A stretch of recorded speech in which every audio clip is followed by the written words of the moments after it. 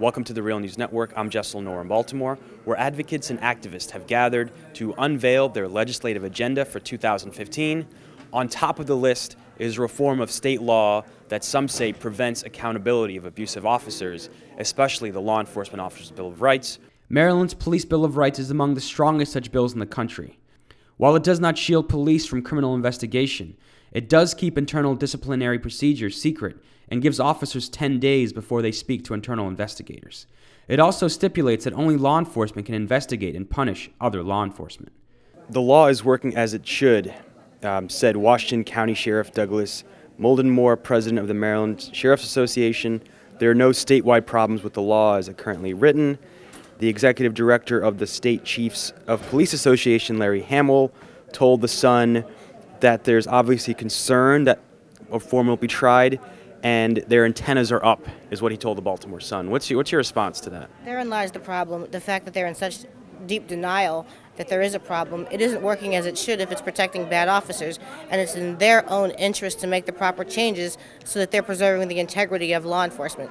And right now, they're not doing that. So it's unfortunate that they're so unwilling to acknowledge the truth and make proper changes, but we just have to push through that like a bulldozer and force them to do the right thing. Activists also say they plan to disrupt and protest the opening session on January 15th. So next Thursday, January 15th, there's going to be a mass demonstration. It's going to be at 10 o'clock in Annapolis. There are going to be buses that leave from Baltimore at 8 a.m., one on the east side, one on the west side. So one at Mondawmin, one from Alameda Shopping Center. The point of the demonstration is to provide force behind legislative changes around the issues of police brutality and other issues that affect people most directly affected by racism, white supremacy, poverty, etc. And so that's really the plan, where our hope is that this can send a message to legislators who will likely be influenced by law enforcement's powerful lobby. Who've already said they oppose any changes. Exactly. And they're very powerful.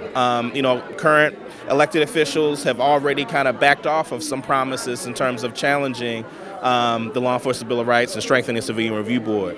So our plan is to demonstrate that the people will show up in Annapolis and to demonstrate support for those legislative efforts. And people like Delegate Jill Carter have said it's essential this be a sustained effort. Are there any plans to keep that going? Absolutely. One of the things that's really important during a General Assembly is to have people there for hearings. And so one big part of bringing people to Annapolis is to bring people to hearings so that the legislators on those committees can see the mass support. And it'll be unique this session, given all the things that are happening and all the organizing.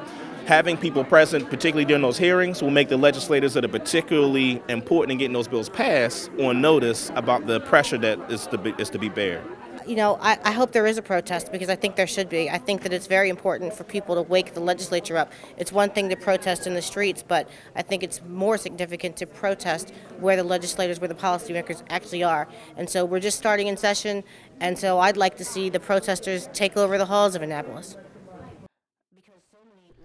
At the event, which was hosted by Associated Black Charities and Leaders of a Beautiful Struggle, advocates discussed the reforms to state law they would like to see implemented in 2015. Many called for reforms to the criminal justice system.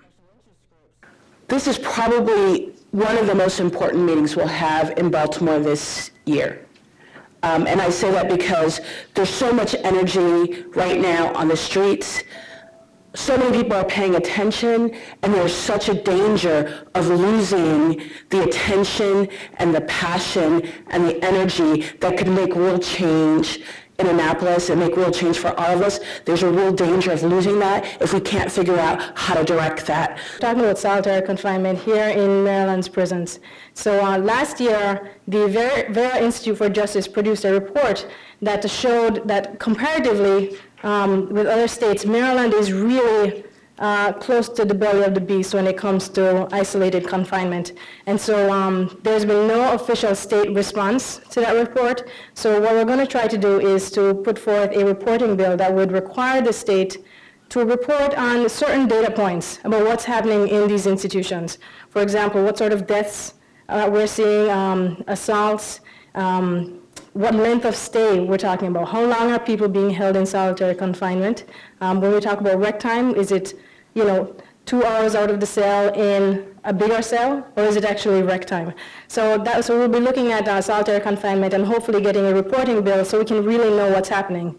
And the idea is that once we have that reporting bill or law passed, we can then move towards having some substantive changes. But as of right now, we don't even really know what's happening in our institution. So that's the first starting point. In this country, 1 in 3 Americans has some kind of a blemish on their criminal record. And we all know what that means when it comes to trying to find a job, and how doors are regularly immediately closed in the face of anyone who has any kind of a blemish on their background, no matter how minor it is, no matter how dated it is, no matter, all these things. People often don't even get a chance to get their foot in the door.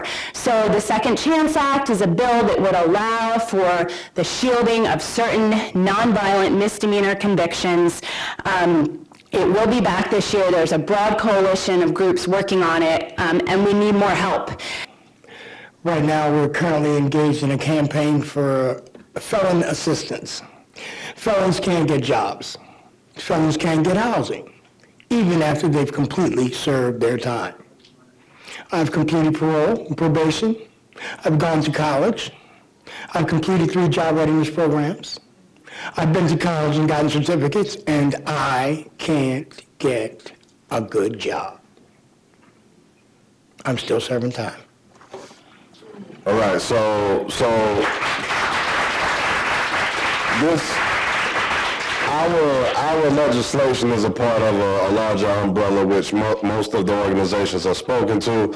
We're looking to re-enfranchise the disenfranchised. Voting can help to, possibly help to curb recidivation, allow people to get back into the system, give people a reason to go down to Annapolis. And we're also asking that the correctional system, upon release, informs these men and women that they can vote, because many of them don't know that they can vote. The Real News will be covering the events on January 15th. Again, activists say they plan to protest and perhaps even disrupt the opening of the 2015 Maryland legislative session. From Baltimore, this is Jessel Noor.